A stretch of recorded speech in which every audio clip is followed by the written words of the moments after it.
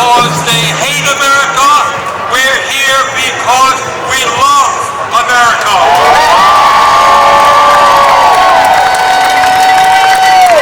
We're here because we're going to do everything we can to honor the sacrifices of millions of men and women who, over the last 250 years, fought and sometimes died to defend our democracy and our freedoms. In 1776, with extraordinary terms, the founders of our country announced to the world that they would no longer be ruled by the King of England, a king who had absolute power over their lives. They demanded freedom. And to bring that about, they fought a bloody war against the British Empire and the most powerful military in the world. Tens of thousands of Americans died in that 8-year war, but our forefathers fought on and they won.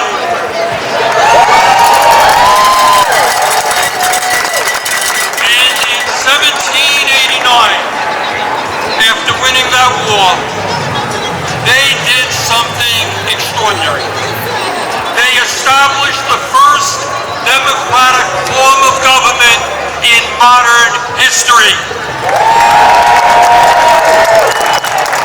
They said loudly and boldly to the entire world, no more kings. In America, they said, we the people will rule. And today,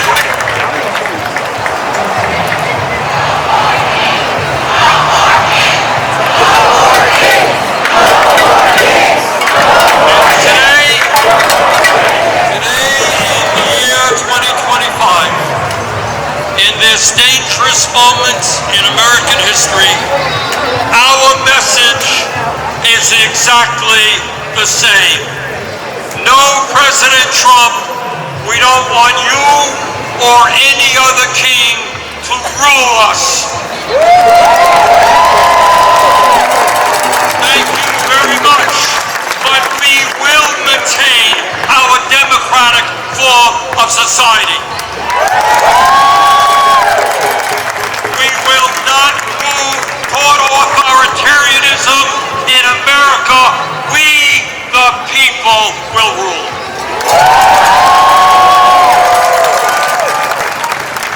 When he was sworn in as the nation's first president, George Washington called this attempt at self-government, quote, an experiment entrusted to the hands of the American people, end quote. My fellow Americans, in an unprecedented way, that experiment is now in danger. It is in danger when we have a president who wants more and more power in his own hands and in the hands of his fellow oligarchs.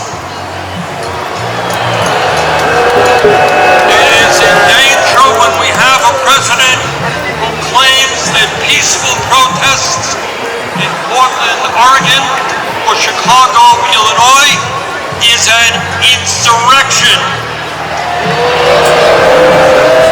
It calls in the U.S. military. And then threatens to arrest the mayors and governors who resist them. It is in danger when we have masked agents working for ICE, breaking down doors, throwing people into vans without due process, and taking them to God knows where.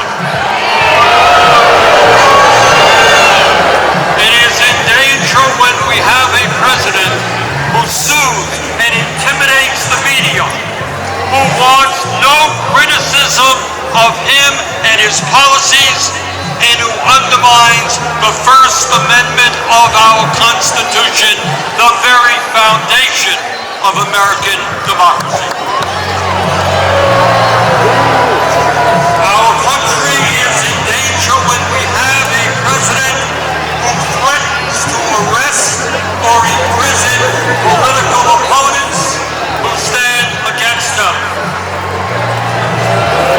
including the Attorney General of New York State, a sitting U.S. Senator, and the Governor of California. It is in danger when we have a president who undermines freedom of thought and dissent at our colleges and universities, and who attacks law firms that oppose him in court.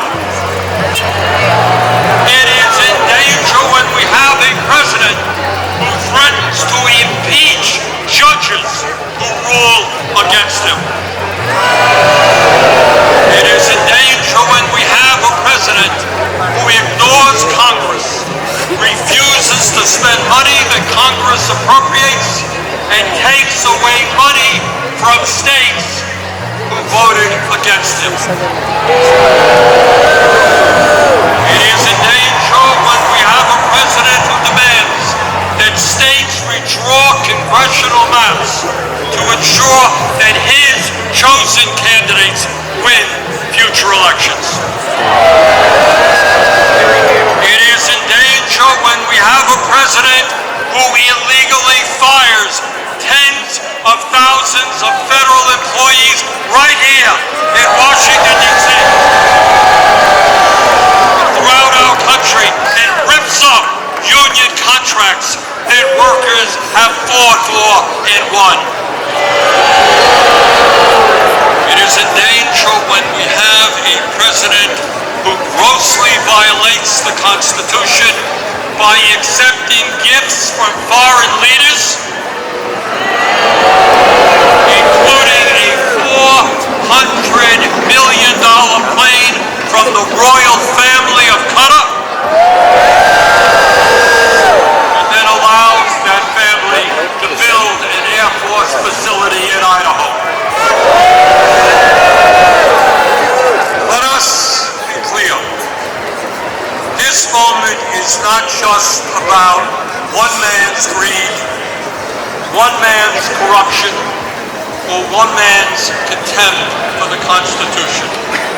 This is about a handful of the wealthiest people on earth who, in their insatiable greed, have hijacked our economy and our political system in order to enrich themselves at the expense of working families throughout this country. Yes, I am talking about Elon Musk, Jeff Bezos, Mark Zuckerberg, and the other multi-billionaires who were sitting right behind Trump when he was inaugurated. Remember that?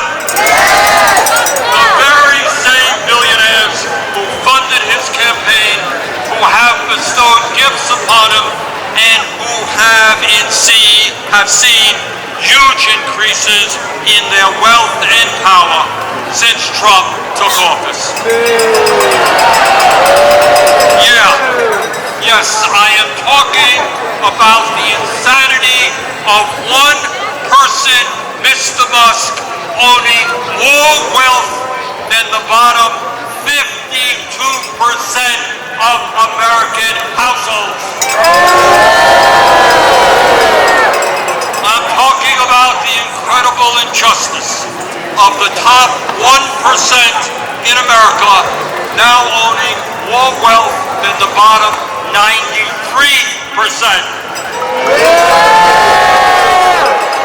I'm talking about the richest people in America becoming much, much richer, while 60% of our people live paycheck to paycheck, struggling every day to pay their rent and mortgages, pay for child care and education, pay for their health care and prescription drugs, afford decent quality food for their kids, and maybe, just maybe, put aside a few bucks for their retirements.